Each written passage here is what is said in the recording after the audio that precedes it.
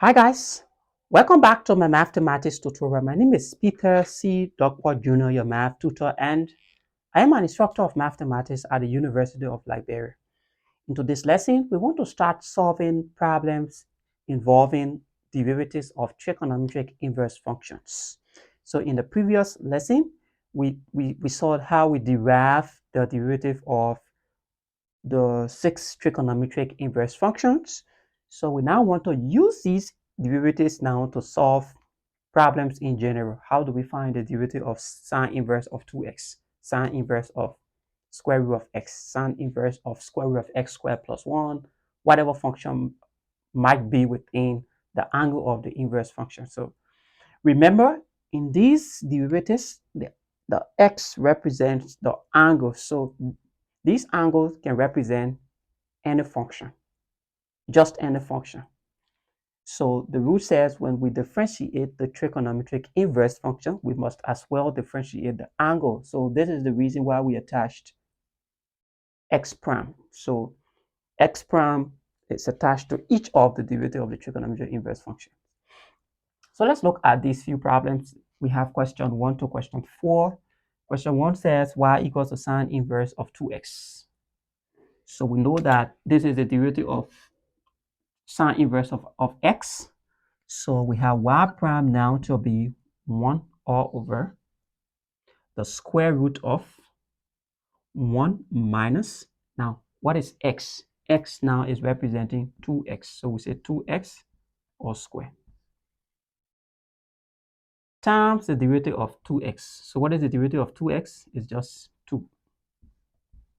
So this can be simplified as 2 all over the square root of 1 minus this 2x squared multiplied by itself, right? So it's like 2x times 2x. So it's like 4x squared. So this is 4x squared. So this can be our final answer. If you like, if you want to factorize it, it's up to you. You can, from here, you can just factorize it as the square root of 1 minus 2x, because this is difference of two squares, times 1 plus 2x. So if you want to just leave it like this, no problem, whatever the case might be. Whatever your instructor wants or whatever answer that you are striving to arrive at, you can leave your answer as it is. So let's look at the second problem. So question 2 says f of x is just equal to tangent inverse of x squared. So now we say f prime of x, tangent inverse. What is tangent inverse? This is tangent inverse. So the derivative is 1 divided by 1 plus x squared. So it's 1 all over 1 plus, now our x squared, but this x now is representing the angle that is here. So this angle now is x squared. So it's like x squared all square times the derivative of the angle. So the derivative of x squared is just 2x. So this gives us 2x all over 1 plus x squared times x squared is x to the 4th power. So question number 3, we have y equals to cos inverse of the square root of x. So we're just going to say x raised to the power 1 over 2. So y prime now will be, we'll find the derivative of cos inverse is minus 1 all over the square root of 1 minus x squared. X squared, but this x now is just representing this whole thing. So it's x raised to the power 1 over 2. So this 2 and this 2 can cancel. Now times the derivative of x raised to the power half. So we have 1 over 2 x raised to the power minus 1 over 2. So this can be rewritten as minus 1 all over, now this 2 goes in the denominator. Now this x to the power half as well goes in the denominator. It makes it positive. So we will just have the square root of x, because half means square root, times the square root of 1 minus x. But the square root of a times the square root of b is equal to the square root of ab. What is our a? This is our a. What is our b? This is our b. So we can have y prime to just be equal to minus 1 all over 2 square root of x times 1 minus x. So that's our final answer for question number 3. Now let's take our time now to find the derivative of the last question, question number 4. It appears a bit longer than the initial problems. So let's take our time to find its derivative.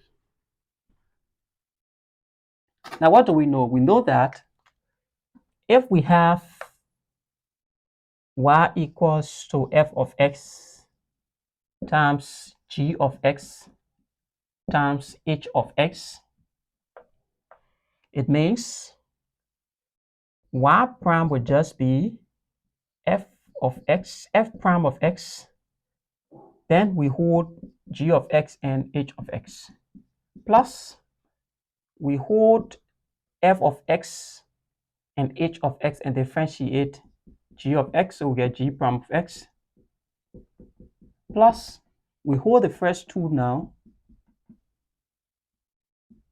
and differentiate h of x, we get h prime of x. So this is the product rule that we did in our previous lesson at the beginning of the course.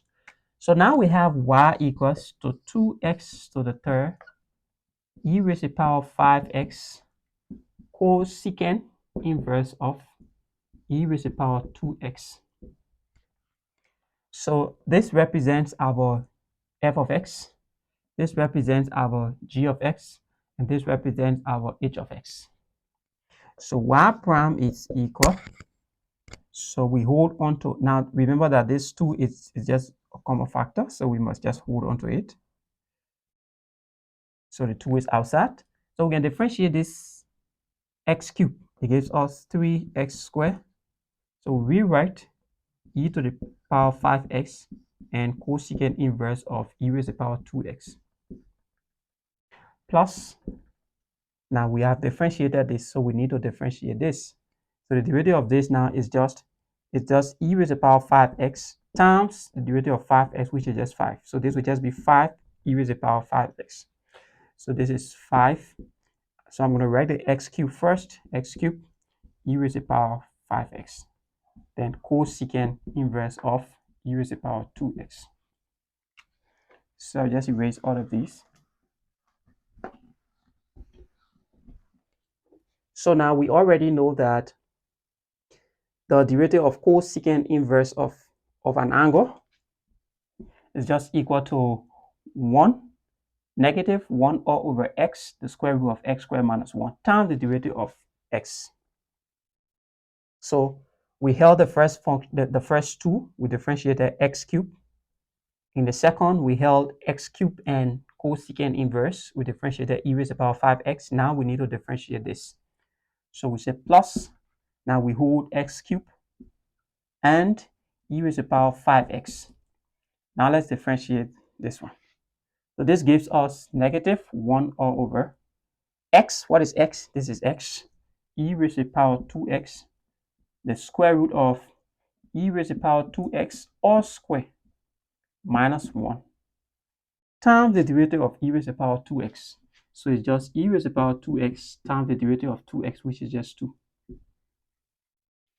So we just need to simplify now.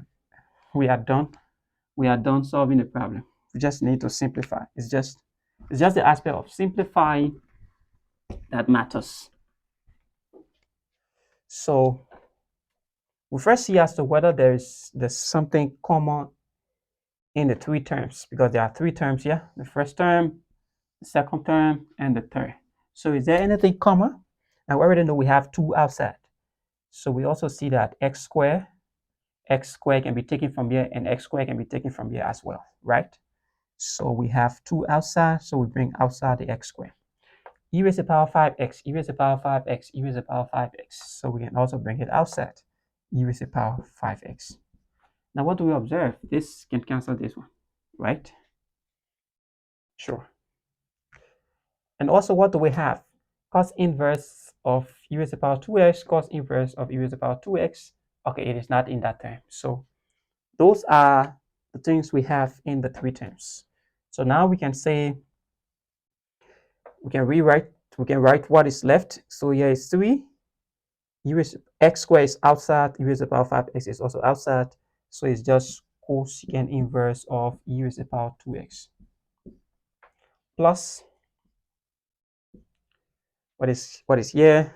5. Now x cubed. So we left with x because x squared is already out. E raised to the power 5x is already outside. And then cosecant inverse of e raised to the power 2x. And then for this one, x cubed. Okay, so we write. Now there's a negative sign here, so this must be negative. Now that is 2. So this is x. This is already outside. Divided by the square root of. Now this is e raised to the power 4x minus 1. So this is just our y prime.